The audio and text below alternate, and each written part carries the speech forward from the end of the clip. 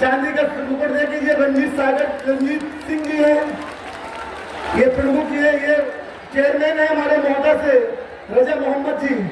ये मुकुट देकर बहन जी का स्वागत करें, जोरदार ताली बजाकर स्वागत करें। बहुजन समाज पार्टी जिंदाबाद, बहुजन समाज पार्टी जिंदाबाद, कुमारी मां की जिंदाबाद।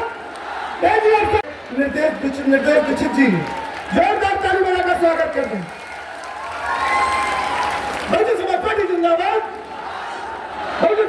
ये हमारी पार्टी ने यहाँ जिनको भी लोकसभा के लिए चुनाव के मैदान में उतारा है, आपके चित्रकूट मंडल में 2 लोकसभा की सीटें हैं।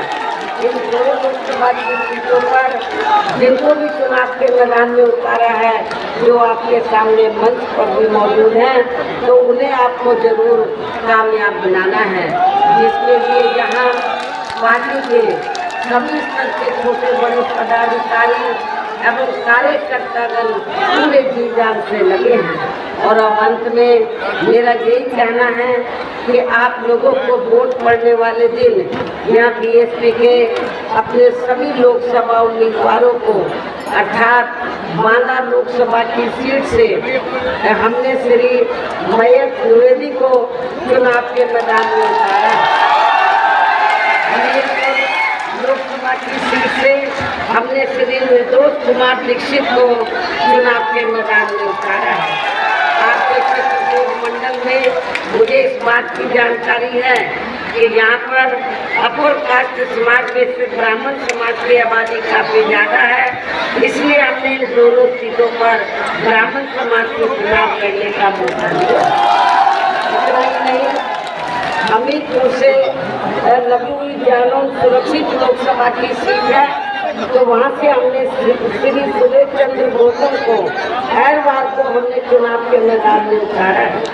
और जो आगे चलकर झांसी लोकसभा की सीट है, तो हमने झांसी लोकसभा की सीट से श्री रवि प्रकाश पुष्पा को, को हमने चुनाव के मैदान में उतारा है।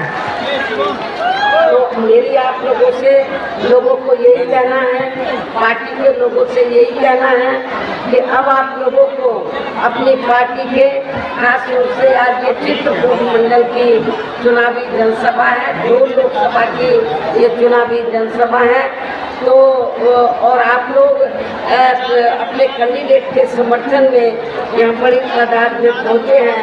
मेरी अब आप लोगों से यही दरखास्त है कि आप लोगों को अपनी पार्टी का जो चुनाव चिन्ह हाथी है, हाथी चुनाव चिन्ह के सामने वाले बटन को दबाकर अपने दोनों प्रत्याशियों को जरूर कामयाब बनाएं।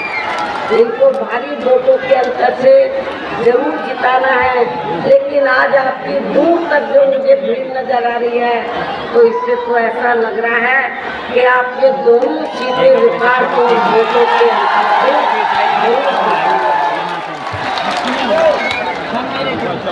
आप लोग इनको पूरे जी जान से जिताने में लगे हैं। तो अब मैं आप लोगों का और ज़्यादा समय न लेते हुए अपनी बात यही समाप्त करती हूँ। जय भीम, जय भारत। इनकी ये जटिल समस्या देश में हर हाथ को काम देने से ही केवल दूर हो सकती है, जिसकी तरफ हमारी पार्टी की बनी सरकार विशेष ध्यान दे। साथ ही देश में पिछले कुछ वर्षों से आए दिन बढ़े गरीबी, बेरोजगारी व महंगाई आदि से भी जनता बहुत ज़्यादा दुखी व परेशान है। इसे भी आर्थिक नीतियों में तब्दीली करके जरूर दूर किया जाएगा। धर्म की बिहार में पिछले कुछ वर्षों से खासकर मुस्लिम समाज के लोगों का जो इसकी भावना से जो इनका काफी ज्यादा शोषण व उत्पीड़न आदि किया जा रहा है, तो उसे भी जरूर रोका जाएगा।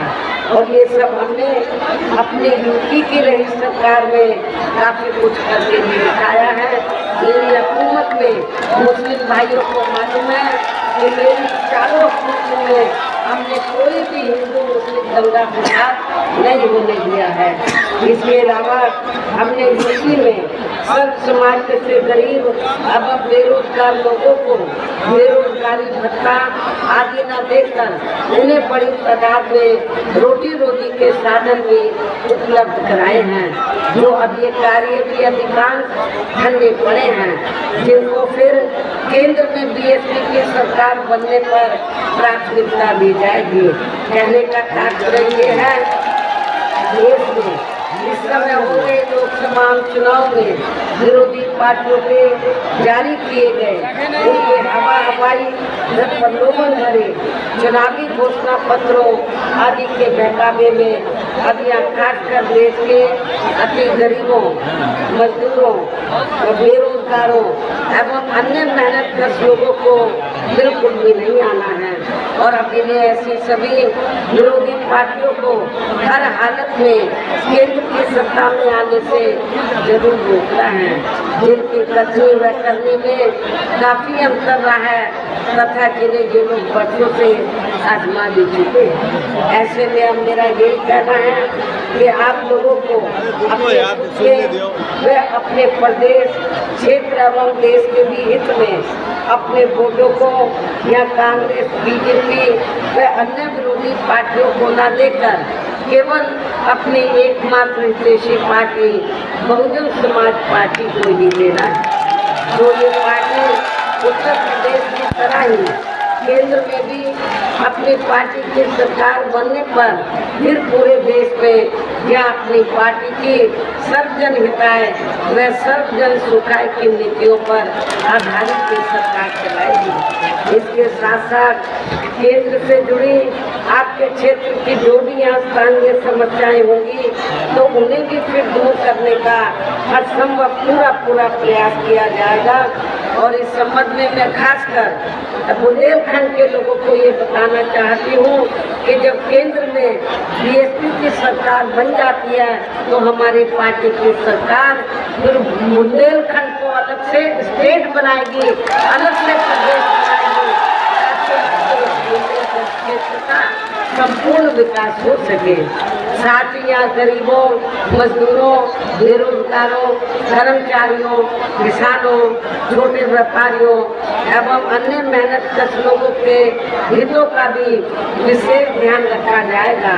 सब समाज में से खासकर गरीबों, आदिवासियों, पिछड़े वर्गों, मुस्लिम व अन्य धार्मिक अल्पसंख्यक समाज के लोगों के विकास व उत्थान के साथ साथ हर स्तर पर इनकी सुरक्षा आदि के लिए भी सख्त कदम उठाए जाएंगे।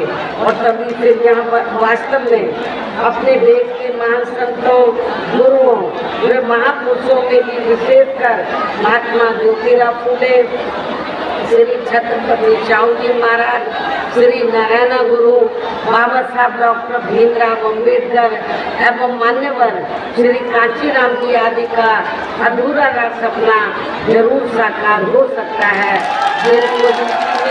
हमारे पार्टी के लिए सरकार द्वारा हर स्तर पर पूरा आदर सम्मान दिया गया है। इन्हीं खास बातों के साथ ही अब मेरा देश में आपके स्टेट के भी हित में कमेटी के रिपोर्ट में भी किया गया है। इतना ही नहीं बल्कि पिछले कुछ वर्षों से केंद्र में अधिकांश राज्यों में भी बीजेपी व आरएसएस की सरकारों के चलते हुए अब इनका विकास एवं उत्थान आदि होना भी काफी हद तक बंद सही हो गया है।